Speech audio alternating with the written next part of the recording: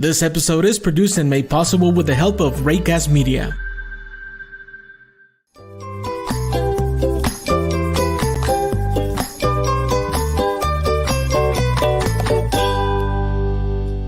Si le gustaría escuchar un episodio en español, por favor escuche el siguiente episodio. Good morning, everyone, and happy Monday. My name is David Fuentes, and I am part of the team of La Incubadora Podcast. La Incubadora Podcast is part of the Economic Growth Business Incubator, a local nonprofit with the mission of providing training, coaching, and support to aspiring and existing business owners who face barriers to growing a successful business. La Incubadora Podcast is born out of the need to put in video and audio a lot of the success stories that we see here at the Business Incubator. We also want to answer frequently asked questions and connect small business owners with the resources to succeed in business on your own time and wherever you are while you have access to a mobile device.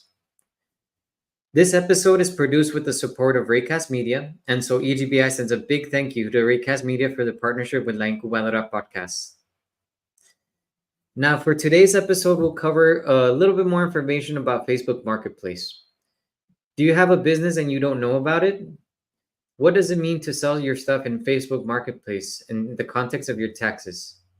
In this episode, we'll unravel the intriguing concept of unwittingly owning a business and its tax implications, particularly in the realm of online selling through platforms like Facebook Marketplace. I am joined today by Andrea Harrington, lawyer and team manager for Texas Rio Grande Legal Aid. And so we'll explore scenarios where individuals may unknowingly find themselves in business roles and the repercussions that it means for their taxes. From understanding IRS criteria to proactive compliance measures, Andrea offers invaluable guidance to navigate this terrain. Tune in and equip yourself with this essential knowledge and be prepared to manage your tax responsibilities effectively in the digital marketplace. And so before we begin, I want to tell you a little bit more about Andrea Harrington. Andrea Harrington is the team manager for Texas Rio Grande Legal Aid's Small Business and Nonprofits team. Based in TRLA's Austin office, Andrea works throughout Texas to serve the area representing micro entrepreneurs, facilitating pro bono small business legal clinics, and providing community legal education on legal issues relevant to micro entrepreneurs. Before working with micro entrepreneurs, Andrea represented domestic violence survivors in family law cases and in protective order cases. Andrea obtained her Bachelor of Arts with cum laude at Harvard University in 1998 and completed her law degree at the University of Texas School of Law in 2003. And so with that, I want to give a warm welcome to Andrea. So thank you so much for joining us today. Thank you, David. It's a pleasure to be here. I'm excited to be a part of this Incubadora podcast. Great. And so we've been good partners in the past before, and you have helped us with our legal clinics. And so we thank you for your contributing even more time today. So thank you, Andrea. It's my pleasure. My pleasure. Andrea, can you tell us a little bit about the work that Texas Rio Grande Legal Aid does? Sure. So, David, Texas Rio Grande Legal Aid is a nonprofit law firm, and we provide assistance through a wide variety of areas of law, from family law, for example, to public benefits, housing issues, landlord-tenant issues. So we do have eligibility guidelines that we have to meet for our clients. But if you can go to www.trla.org/gethelp, and there are prompts there that can let you know what our legal intake hotline is. It can get you started if you need assistance to go through our eligibility screening and get some legal assistance. And then, of course, we also offer legal assistance to small businesses. So again, it's a service to the community. All our services are free for eligible clients. And we have offices here in Austin and really throughout our service area, which goes all the way west to El Paso and all the way south down to Brownsville. Great. Yes. And you have been a great resource for our community here too. And so for today's episode, we're going to be talking about Facebook Marketplace, Andrea. And so can you tell me, how does selling items on Facebook Marketplace potentially classify someone as a business owner for tax purposes? So the interesting thing about Facebook Marketplace is that people use it for anything as varied as, you've got a new couch, or you are moving your baby from a crib to a toddler bed, and you have to get rid of the old furniture and pull in the new furniture. That's not a business. Okay. If you're reselling personal items and you're taking a loss because you bought the crib for $100 and you're selling it for $50, right? Other folks are using Facebook Marketplace as a way to make some extra money. So maybe you go to Goodwill on the buy by the pound day, and you get your haul of items, and then you come and you resell them on Facebook Marketplace, right? Or you purchase furniture or toys that are a little bit beat up, and you refurbish them and you sell them on Facebook Marketplace. And you're using that extra little bit of income to, top off your grocery budget, to be able to pay your car insurance or something of that nature. The main thing to know is that if you are regularly selling items via Facebook Marketplace or any of these other types of online platforms, like Craigslist or eBay or Etsy or any of these online platforms, you should know that the IRS may consider these activities of you being engaged in a business. And that does have tax implications, because the IRS is very clear that all business income should be reported and is taxable. Okay, no, definitely. And so I think that's a good segue into our next question. What are the key factors that the IRS or tax authorities consider when determining whether someone is running a business on these online platforms? Sure. So businesses are run with the intent of making a profit, right? So, maybe if I'm moving my child from a crib to a toddler bed, I don't necessarily care so much about the profit as about making the space in my house for the little bed, right? But if I'm selling items and the intent is that I make more money than I spend, then that is considered running a business with the intent of a profit, right? There are other factors that the IRS will consider, including, and this is when we talked about selling regularly, the regularity of the operations. So if I'm listing one new item a week, 2 new items a week, 1 new item a day, that's a regularity of engagement with the platform for a business activity or for an economic activity that is going to be taken into consideration by the IRS. Okay.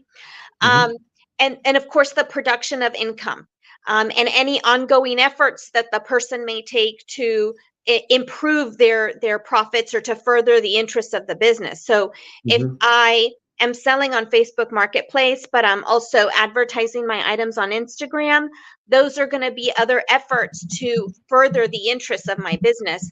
And that's going to make it more of a business activity than, just a personal transaction that is not considered a business. Okay. Oh, okay. No, that makes perfect sense. So it was profit and then the regularity of operations, right? Yes, and the production of income. If you're bringing in income pretty regularly, that's going to be a factor. And people, I know this is a little bit of a segue into the next question, but I know that for a long time people could sell on Craigslist and on Facebook Marketplace, on eBay, and you would get paid via PayPal or Cash App or whatever. And that was the end of the transaction, but that's changing. Okay. And so what are the specific thresholds or criteria that we should be aware of when it comes to selling these goods? So the big change that's happening this year that is really important for people to know about is that these transactions that you're doing, if you're getting paid through Facebook Marketplace, if you're getting paid through Venmo, through Cash App, through PayPal, through Zelle, these payment providers are going to be sending out 1099s to you. There has been a big change in the law. And starting in 2024, if you make more than $600 in income through one of these apps, these payment apps, you are going to get a 1099 that is reporting your income over these apps, right? So Mhm. if you think about what you've been selling on Facebook Marketplace, if you make more than $600 in a year, which is not a lot, guys, this is $50 a month, okay? And starting next year in 2025, you're going to get a 1099 for that. This year, 2024, which the first quarter is already done, the threshold for receiving the 1099 is $5,000. Okay. Mhm. So if you make more than $5,000 on one of these payment platforms, you're going to get a 1099.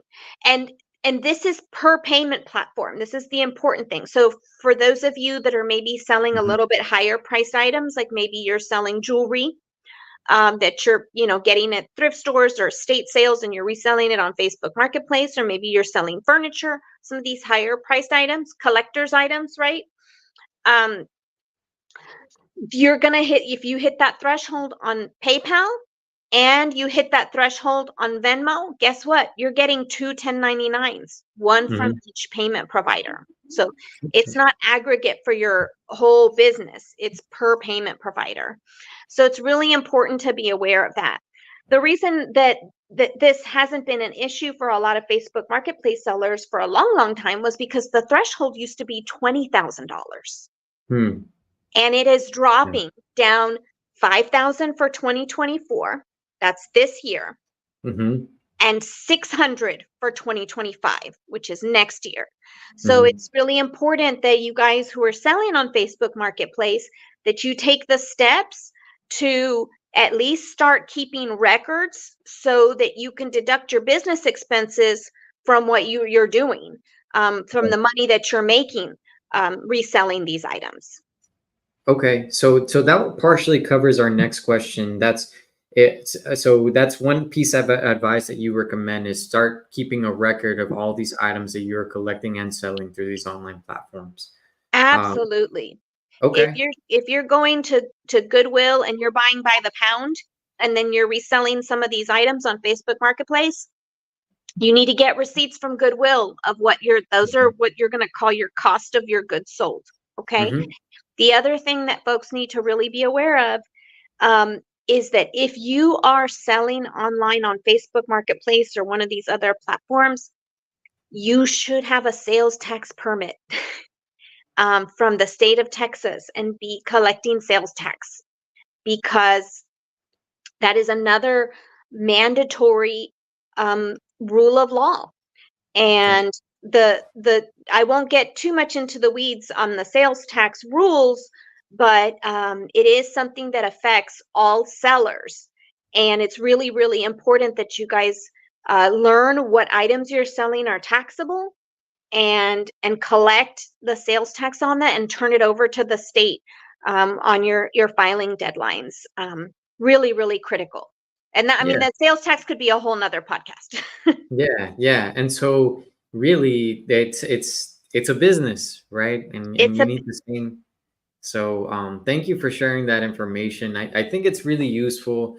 I think what comes from that, we have some clients here, for example, someone who owned a tire shop, and so they would resell the used tires on Facebook Marketplace, and that counts as a separate and like a separate business operation in itself. And so it's kind of wrapping our heads around this, and specifically for tax implications, right? yes, How absolutely. Yeah, yeah. No, how can these individuals who sell these items online ensure that they're being compliant with these regulations and also avoid any unintended liabilities? So the main way, to ensure compliance, there's two big things that folks need to do. Uh-huh. One is keep records.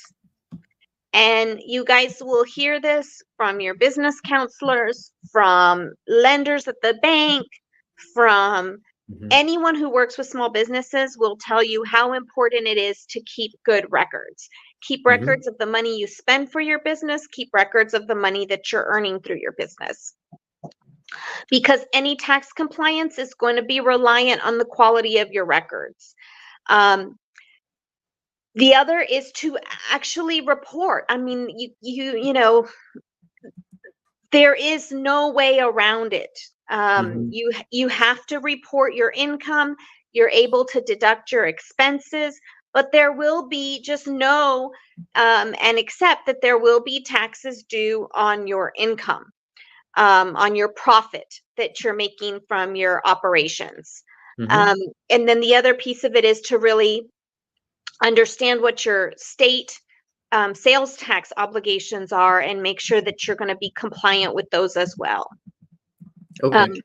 It's the cheapest way to go about doing this, because otherwise you might get audited on the state level and on the federal level, which is expensive, right? If you're going to have someone representing you or helping you with this, and any back taxes that were found to be owed, you're going to have to pay, as well as interest and penalties. So the cheapest way to do this is to do it correctly from the beginning. Yeah, and so you heard it here, folks. Make sure you keep your records, make sure you are reporting, and make sure you are meeting your sales tax obligations. You'll save yourself some money in the long run. And so what are some misconceptions or pitfalls that people may encounter when they're trying to understand their tax obligations when they're selling through these platforms? So a big one is that people think that because they're selling online, that they don't have a real business, and so they don't have any tax obligations, or that they don't, because they haven't formed a corporation or an LLC or filed a DBA, that they don't have a business. That is not the threshold that the state or the federal government uses to determine whether or not you're going to owe taxes on business income. What they're looking at is the reality of the situation. Are you engaged in economic activity that's making you a profit? That's what they're looking at. They're not looking at the formalities of whether you filed this paper or you filed that paper. They are looking at the reality of what's going on. Yeah. So it is really important to have that in mind. And the thing is that when you're doing stuff online, that is a record in and of itself. I mean, that is evidence that is out there. It's, you can't claim that you weren't doing it, because all those posts are up there. So it's really important to have that reality check with yourself and say, okay, I need to budget for these taxes. Yeah, no, that's really important to know, and to know before you start doing these things, right? Otherwise, you can find yourself in a hard place, even without knowing it. And so, as a lawyer, you kind of specializing in this area, what advice do you have for our people, for our community who may be uncertain about their tax status as online sellers? And in my experience, people generally have a pretty good idea of what their status is, whether or not they have a business. It just may not be the answer you wish it was, right? So my advice is to be really honest with yourself about your selling activities online. If you are regularly selling baby clothes, if you are regularly selling toys, if you are doing ropas usanas online, then you have a business. If you're regularly selling online to make a profit. And once you have come to terms with the reality of your situation, then go ahead and do that. Do the record keeping. If you're uncertain, do your record keeping. Okay? Because then you may not know. You say, well, I don't think I'm making a profit every month. Well, then do the record keeping and you will find out whether you are or not. Yeah. And that is one way where, if you really aren't sure, that can give you the information you need to say, okay, well, it may not be a huge profit, but yeah, I'm making $100 a month or $80 a month.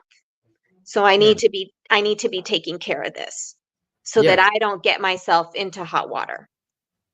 All right. So keeping records, that's the main piece of advice that I got from our discussion today.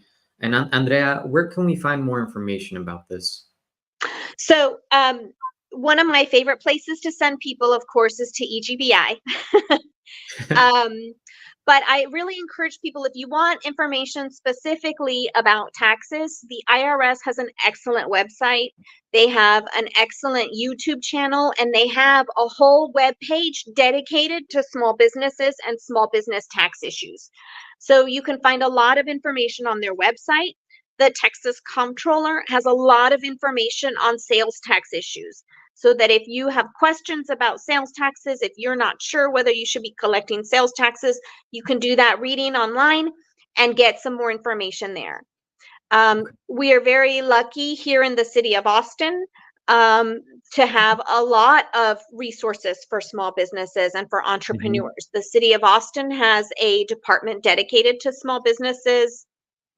And there are lots of nonprofits here in town that are also dedicated to assisting small businesses.